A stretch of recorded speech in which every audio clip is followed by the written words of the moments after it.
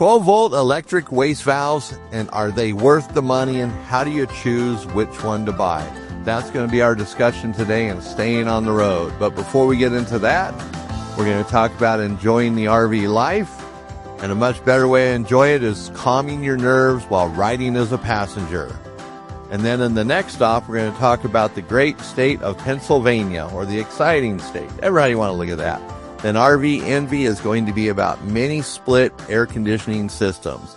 Actually, it's going to be more like questions for you, because I need some answers. This is Eric Stark with the Smart RVer Podcast, delivering the smarts you need to enjoy the freedom of the RV lifestyle without the fear of breaking down.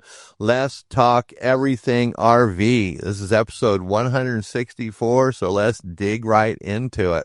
And Alexis is here in our reconfigured studio for the afternoon. Hello. And how's Alexis today? I'm doing very well today. Very well. That's good. Had my coffee.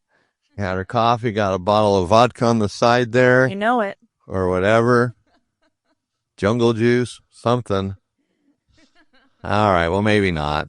No. Alexis isn't that way. Not today, anyway. She keeps her bottle under the table. That's right. Yep. All right, so let's see. One thing I want to talk about, and it ties in with our money-saving tips, is the wholesale warranties. Oh, yeah.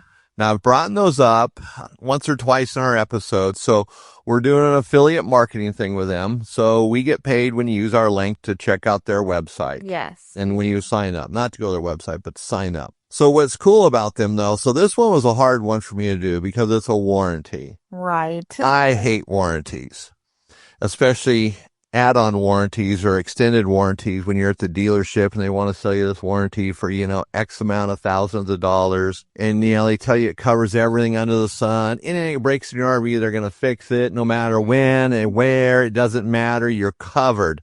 It's peace of mind. They talk right to your wife. And don't you want peace of mind when you leave with your RV today?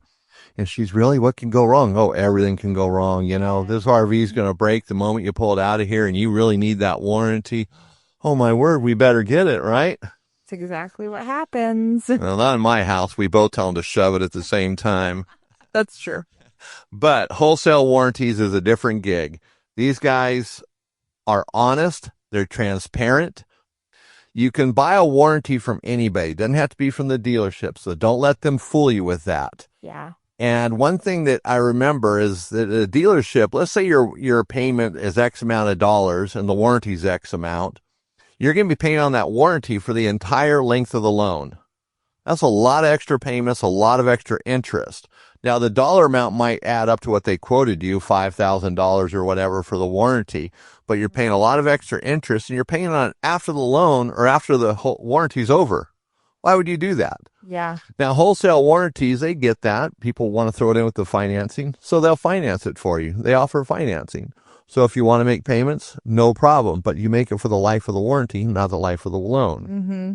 But anyway, it's kind of going long on this. I just wanted to mention them. And, use the link. If you go to the description in this podcast, there's a link there. Take that to their website. Fill out the form. Someone will contact you. And these guys tell you everything that'll be covered on your new RV or your used RV. Yes. And they do cover used RVs. They go back to so many years. I don't know the exact years, but they will cover it, and they'll have the RV inspected. Now, you pay for that, but it's well worth the money because you know where you stand before you ever get into it. That's great. And they inspect it for everything that they're going to cover. So you might be buying a dead horse as far as an extended warranty goes. So they let you know that up front. So check that out. Go to our description of this podcast. It's also on the Smart RVer website as well. Link there. Use that. It's an affiliate, like I said. That way we get our 3 cents if you do sign up. All right. Let's move on to enjoying the RV life. This is an interesting subject. Calm your nerves is riding as a passenger. Yeah. That's a good one. My wife and I were going somewhere the other day, and the weather is kind of inclement and, animals and stuff. I noticed she's using that imaginary brake pedal quite a bit. Oh, no. Yep. I think that's pretty funny. So she hadn't heard this podcast yet, so maybe she needs to hear this. For you, Karen. So, Alexis, as probably a passenger quite often, probably. Yes. What points in this article stood out to you? Well, one that really made me laugh was the second one, communicate effectively with the driver. I just like how proper that said it. Instead of screaming at them, what are you doing? Clear communication is the key here. Especially here with animals crossing the road all the time. It's not like, or look out for what? Yes, exactly. Yeah. All right, that makes sense. I like that. Discuss your preferences and concerns before the journey. Cole gets an earful every time, so he knows how I am. Uh-huh. No, I thought that was fun. And then, number 4, practice relaxation techniques. So maybe the passenger needs to just calm down a little bit. Because the driver usually is pretty good. We just get, scared. Another good thing was number 1. I know I'm going back now, but familiarize yourself with the RV. So know it before you go, because then you'll feel more comfortable, probably. Sorry, I made you turn it over. That's all right. But yeah, know what it does, how it works, how it kind of, you could even drive it. So kind of, okay, it brakes differently than a car. It does this differently. We have to turn like this. So when you're actually in the passenger seat, you don't freak out. Right. What do you think is a good one? Well, I was thinking, like driving a motorhome's different because they're bigger, and sometimes you swerve a little bit. Maybe you're dodging something. Maybe you're falling asleep, whatever. Yeah, whatever. You swerve a little bit. It kind of moves the motorhome a lot more than, let's say, a pickup truck. Yeah. So getting used to that, every time the motorhome moves is not the end of the world. Exactly. But by the same token, whether it's a motorhome, maybe going down a steep grade, or someone's pulling a trailer and going down a steep grade or up a grade or a unique situation, when there's beads of sweat across the driver's forehead, it's probably not the time to say, hey, what do you think about going to, and, talking about something. Probably. What do you think of my new purse? Probably not the best time, because you're going to get an answer like, shut up, I'm trying to pay attention here, And that would be fair. Right. So anyways, yeah. So, sometimes that it's a long drive, having some of the stuff out on the table. And I know, like, people have been married for a long time. They kind of get it. They understand each other's little things, and they work around that, Which is good. But, sometimes kids have their little fears and they don't know how to express it. So you got to kind of work that into it, think about it. So yeah, it makes it for a more pleasant drive, period, Really. Have someone either harping at you the entire time, or they're just over there cowered in their seat, miserable, So that makes a lot of sense to me. Calm your nerves when you're riding as a passenger. So go to the website, thesmartrver.com, and join the RV lifestyle. Look for the article, Calm Your Nerves, Riding as a Passenger. So you can read this while you're riding each time. That'll distract you, although you might get sick from reading it and then throw up. Then we got a whole nother situation. Yeah, we'll talk about that's all right. Yeah, that's another one. How to clean up throw up while you're driving. Oh, no. All right. So now that takes us to money saving tip number 4. We could actually call it number 5, because we talked about wholesale warranties. They're just a big, giant money saving tip. But number 4, enjoying free activities. So, to save some of that cash that you work so hard to get, traveling in RVs can be fun. It is an added expense. No matter how you slice it, it costs you something to go on a trip.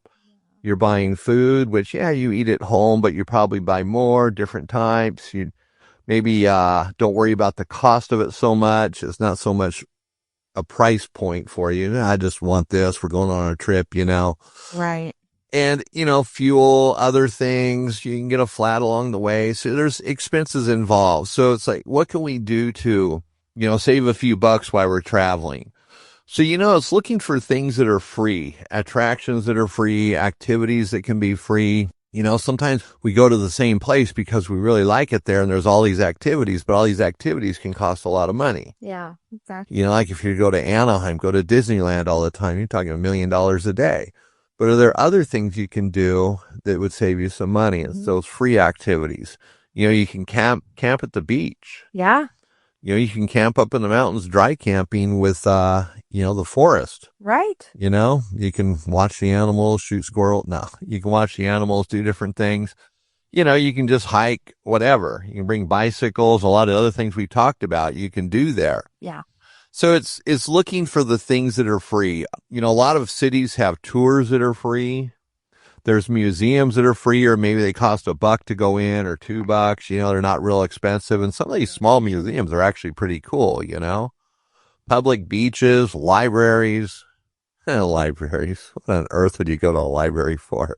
Huh, Alexis? I have no idea. You got the internet, man. They should just close down all libraries. Oh, wow. Parks. Quite the opinion. Shut them down. And then parks, and I'll shut down half of those. The other half probably are okay. Okay. So parks you can go to, they're free. Just be cautious, Art exhibits, if you like art or exhibits, art exhibits. I love it. Splash parks. Some of those are free. Wow. So there's a lot of things. So you can look for free activities in an area, search the internet, search in free activities in such and such city, wherever you're going, the things will come up and it'll save you a few bucks. And, sometimes we spend a lot of money. We just, we're on a trip. It's okay. Then we get home and like, man, that trip was a fortune. I didn't realize how much money we spent, especially if you're traveling a lot and don't have just this open budget, which is most people. Everybody's on a budget. So you can do these things to help save that budget and maybe travel a little bit more because you're saving some money on these trips, because we want everybody to travel more. Enjoy that RV. Yeah. All right. So a key takeaway from this is using free public whatevers. Anything that's free, take advantage of it, and you'll make your money stretch a little bit further. Now that brings us to staying on the road. And so today we're going to talk about electric waste valves for RVs. And are they worth the money, and how do you choose the right one? Now this is an interesting topic if you're into waste. So why would you need a waste valve? Or, we know waste valves, what their purpose is to hold the waste in the tank. Then you put your sewer hose on there and it's time to drain it. Yep. Pull that handle and, all that beautiful stuff goes into the septic system somewhere, hopefully not on the ground. And, hopefully the handle doesn't pull out when you pull on it. Hopefully the handle moves. There's all these hopefuls here that it's working properly. If, the handle pulls out, the valve's stuck, now you got a stuck valve with a full waste tank. Not good. So that could become really ugly. And we actually have a YouTube video and we've talked about how to work around that. Yeah. We'll have to put the link to that video in this description as well. So there's workarounds, but, it's nice not to find yourself in that position. In some valves, well, I can't say an electric waste valve is going to always stop that from happening, but it can certainly slow it down or change the course of it happening. But also, some valves are hard to get to. They're way underneath the motorhome, or they got those cheesy aluminum extension handles that Valterra makes. These things are horrible. They strip out just by looking at it. They're horrible. They're bad. They're always loosening up. Yeah, I have a solution for that. I got to work on that one of these days. But anyway, back to reality here. Then you have the cable valves, which Bristol and Valterra make, and they work good until they don't work good, or until the factory doesn't install it correctly because they just want to slap it in and say it has these valves and make it work, because they can get really hard to push and pull over time, or even just a bad installation. They're really hard to use.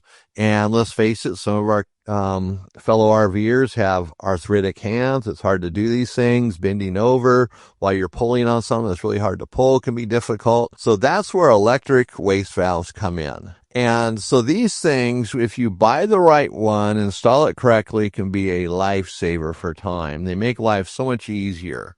They can actually help you avoid problems for many years to come if you buy the right one. And it's interesting, the right one. And so we're going to kind of go through this here.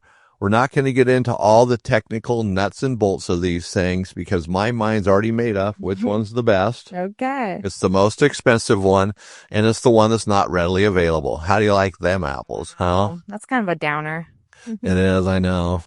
Sometimes we just have to face reality. You're right. In the world of electric drain valves or waste valves, yes, it gets ugly sometimes. Ugly. Yeah. Especially when there's a lot of splashing. Oh. So the first one on my list, and this list is not in the order you think. The first one is Moto Drain, and it's not the one that I would go with. It's an okay looking valve. It's made by Bristol, LaSalle Bristol, and I'm sure it works well. It will accommodate a 3-inch valve, an 1.5-inch valve. No, it won't work with an 1.5-inch, 3-inch valve.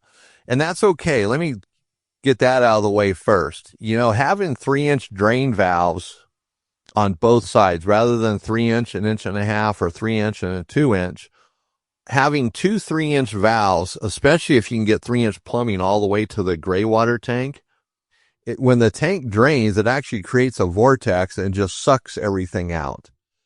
And Drain Master has pushed that. They're kind of the creator of that, the brains behind it. So if you can't do that, that's fine. Then you can use an 1.5-inch valve with two brands, but not all three. But I would, no matter what, just go with two 3-inch valves. Just make it simple. And you can get adapters to do that. You can go from 1.5-inch to 3-inch. That's not a problem.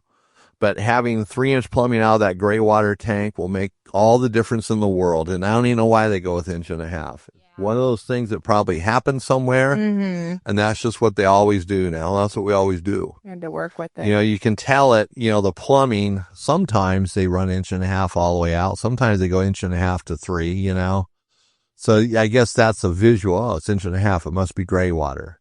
Or it's 2-inch. It must be gray water. But that's it. It's just a visual. Black eye candy, I guess. Yeah. That doesn't sound very good, did it? We better retract that. Instead of backwards there. There you go. Good job. All right. So, Moto Drains made by LaSalle Bristol.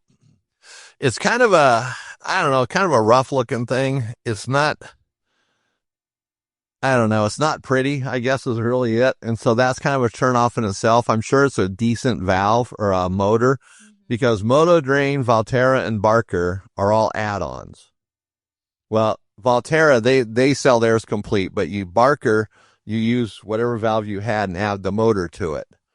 So you're still stuck with an inferior valve, if you will. Wow. Valterra makes a good valve, so does Bristol, but they do have their problems.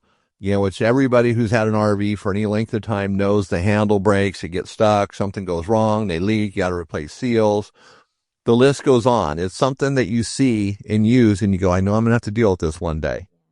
Then that day comes, and it's usually when you're not ready to deal with it. Mm-hmm. So that's Moto Drain's deal. And then Valterra, they have their 3-inch, an 1.5-inch complete valve. And it's basically an add-on to their valve, though. It's not a ground-up rebuild. So it's put onto their valve, and Valterra is like the brand that's out there. Bristol's the second. There's two, basically. Mm-hmm. Camco has one, but Valterra is number one. They've been doing this forever. You go back in time, they're called Ananda. They're on carpet cleaning machines, other stuff. So that's way back. But they've been out there, so the manufacturer been using them just like LaSalle Bristol, but not to the same degree.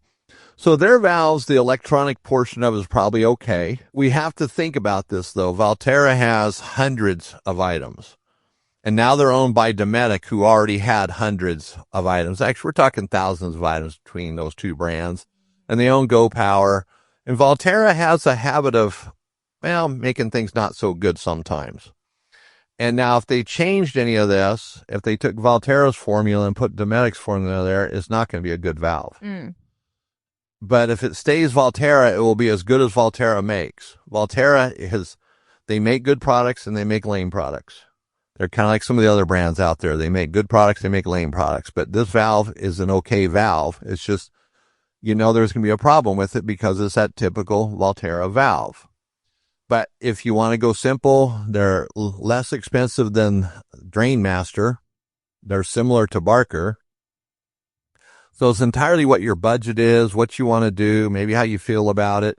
Maybe you think, Eric, you're full of it, and we're just going to go with that anyways. It might be Moto Drain's going to be your flavor. Yeah. Moto Drain was actually kind of hard for me to find, too. That's not all over the internet. That was a little tough. But Barker is the next end. Now, Barker Manufacturing, they make great products. They make jacks and metal stuff and things. And everything they make is good. I like Barker. Well, I like Valterra, too. I like LaSalle Bristol. But I like everybody today. But Barker, theirs is definitely an add-on. You just put it onto a Valterra or Bristol valve. So you still got the same valve. It's just electric now. Okay. So you still have that future problem of the valve failing. And the Barker motor will probably last for a long time to come. So it's kind of, you sit here and look at this, how do we choose, Exactly. It might be what will fit in the space, because that's a consideration too. Barker adds quite a bit to the valve. The Valterra valve becomes bigger. The moto drain makes it wider. Now here's the best valve. And like I said, this might be a tough decision for some, especially if money's the issue.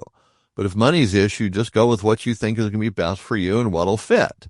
And to even make sure it's going to fit, if you have like an underbelly, you're going to have to drop it. Don't assume, because these valves do need to be mounted certain ways. You got some adjustment, but maybe not as much as you think. But now Drain Master, these guys got it figured out. Drain Master's been around for, I don't know how long now, how many years. I remember meeting the owner at a trade show in California. I think it was an FMCA rally. Wow. At the time, we're talking, I'm listening to his story about how he came about with this valve, because he was an RVer, got tired of all the problems with valves. And he said, I'm going to make a solution to this. Now, he is an inventor type of guy, very smart, engineering mindset. Everything gets thought through and through and through. No stone is left unturned with Doug. Now, he's not doing so good today, but he's still involved in the company. But they haven't changed. His daughter's running the company now. It hasn't changed. The quality is still there. And their website displays that. Just the way their documents are put on a website is like no other website. Everything's named, numbered, organized. You don't need to know the name of it. They'll go to our website and look at document 3702. You go there, find 3702. There you go. It's what you need. Other websites, well, it's the third one down, and I think it says this, maybe it says that, and there's 5 of them that all have the very similar names, so they're not sure, Everything about this company is thorough. So their valve, they have reports of them lasting 25 years, and that's unheard of. The only valves that last 25 years are the ones that no one touches for 25 years, and then you go to use it and it breaks. Yeah. So they have a great track record. Their valves, their electric valve systems have a 5-year warranty on them. They have stainless steel parts inside of them. They have special seals that are made. They're made to work, in place of Valterra or Bristol. It doesn't matter. They push the 3-inch, because they only make a 3-inch valve. And what they say about that is absolutely true. That vortex, when you drain it with a 3-inch pipe, it creates that suction, helps clean out the tank even better, rather than just kind of dribbling out. And Drain Master valves are very small. When you put it next to a Valterra Bristol valve, it's the same footprint. It's like a 1/2 inch taller. So it's going to fit in almost anywhere your 3-inch valve is with the Drain Master, because it's not a big old clunky thing added on. Now, they are more money. To do 2 valves on an RV, you could be looking at $700 or more. Wow. With the other valves, you might be at $500 or more, maybe $400. I didn't really price them out, because prices are all over the board on these things. But Drain Master, they're the guys. You go to them. They're the only ones that sell their product. And they have the warranty. They have customer service. They're easy to install. In fact, you can take it to their factory and they'll install them there for you. But just be aware, they're going to put a 3-inch system in for your 1.5 inch. They replace all that. Wow. They're not going to, unless they can't for some reason, then they won't. These guys are it. If you had to buy a valve in 5 years or 10, well, they have a 5-year warranty, so you're covered there. But let's say you're out of their warranty period, you have to buy a valve. It's going to be a fluke. It's not going to be one of those things like, gosh, I better just get 2 since I'm doing this. You could certainly do that, but it's not going to be needed. And to be honest with you, if you had to replace a valve yourself, if you're doing this yourself and you had to replace it in 7 years and it costs you, say, I'm just going to pick this number, $300 for a valve. They're not that much, but if there was that much, then $300. Doing it yourself, you save at least $300 in labor, what people charge for these types of things. So you're still money ahead, if you will. Oh, yeah. And their valves open and close really quick. They're designed with a magnet that tells you when the valve's open, when it's closed, if there's a problem. So you're not left in the dark. And their valves come in kits. You buy a valve, you buy a switch kit for it with different length cables, so it's plug and play. And so you just have to decide where you want the switches. And they have a variety of switches too. They got ones that are waterproof, not waterproof, some that are on a panel that come together. So you have options there. And so the extra things kind of drive up the price, but you're getting quality all the way. I mean, these guys don't just stop at the valve. Everything else they sell and add on to make that valve works is high quality. So go to their website, drainmaster.com, check it out, at least look at it, put everything in the cart, see what it costs you to do your RV so you have a clear picture of it. And no, we're not being paid by Drainmaster. They just make a great product. They do. Sometimes I have to say that because some people, now accuse me of being sold out to the man. Please. Anyway, the takeaway from here is all the valves are good, but the best one's Drainmaster. But if you're on a budget, I would say Valterra or Barker are going to be the two that you would have to choose between. Yeah. Moto Drain, I think I would just leave it out there, not even consider it, unless there's something about that Moto Drain that just really works for you. But other than that, Valterra or Barker would be the ones I would go with. And Drainmaster is definitely the one. As a reminder, you can go to our website and find most of the information we talk about on the podcast. And this podcast will also be on YouTube. So we're available everywhere, and keep telling people about us, spreading the word. More likes, more subscribes, more everything. Now that's going to bring us to the next section of the can't even talk today. The next section of the show, the next stop. That's the problem, is two sentences start out very similar. Right. So whoever wrote this thing for me is retarded. No. Well, boy. Eric, we can't take you anywhere. Yeah. All right. So sorry about that, people. All right, so now we're going to have Alexis talk about the exciting state of Pennsylvania. Woo! Here we come, Pennsylvania. Well, other than it being very historically full, I guess. Full? Yeah, of history. There we go. It also has really pretty landscapes. So you got your, in the city, you've got your history and all of that. You can go visit, the Liberty Bell, stuff like that, where the Declaration of Independence and the Constitution were debated. There's the Independence Hall. That's pretty cool. Yeah. And then let's see, the National Constitution Center and the Benjamin Franklin Museum. That's really neat. So just a ton of history there. And then it's got a lot of, like natural beauty too. So if you're into that, you can do both really. As an RVer. So that's kind of cool. That's kind of a cool experience. And you can go to Gettysburg, where, you can journey through the Civil War. The Pocono Mountains is more on the outdoorsy side. So you can do hiking, fishing, boating, and obviously stay in your RV there.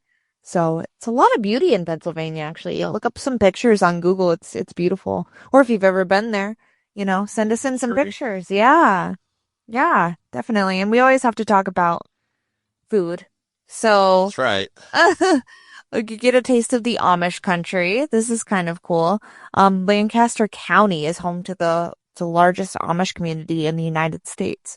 So there's a lot of culture there. They make a lot of beautiful things, fresh markets, homemade bread, traditional Amish foods. So if you want to try that, that'd be the place to do it. Forget that. What about the Willy Wonka chocolate factory? Oh my goodness. Oh, yeah. The Hershey factory. That's the sweetest place on earth. So they say. Right? Yes. Wow. You gotta hit that up. The Hershey factory. If you're a chocolate lover, you have to go. There's just no point not going. Yeah. It's one of those things. Maybe don't eat any sweets for a couple days. So you get gorge on it or whatever. Throw your blood sugar out the window and go for it. But that'd be worth going to just to see it. It's been there for a bazillion years. I know. It's very cool. The old factory there, came about when all these companies were being created. Hershey. Exactly. I mean, so many companies go way back when. Like Frito-Lay. All them, the candy. So that was during the candy rush when everybody's trying to come up with candy. Yeah. That you could travel and, make it someplace, You could dip the Fritos in the chocolate. That'd be good. There you go. I like that idea. Dipping the Fritos in the chocolate. Everything's better with chocolate. Yeah. Chocolate covered Fritos. Yeah, that probably would be good. The sweet and salty. Yeah. Fritos and bean dip is better, but, I can see it. Yeah. Anything's possible today, right? Heck. Okay. All right, we're going to leave that one alone. We're not going to go any further with that one. So check out Pennsylvania and go to the smartrver.com under Next Stop, and there's Pennsylvania. Oh, I forgot to mention this. Our episode 166, which will come out December 20th, that's going to be over an hour long. We've got quite the thing planned for it. We're going to do a recap of the year, and it's going to be recorded on video, which is going to be hopefully the big thing that actually makes it good. Either be really good or really bad. We're not sure yet, but we're working on that. Oh, you know what? I thought we were almost done here, but we still got RV Envy. Jumping ahead. Yeah.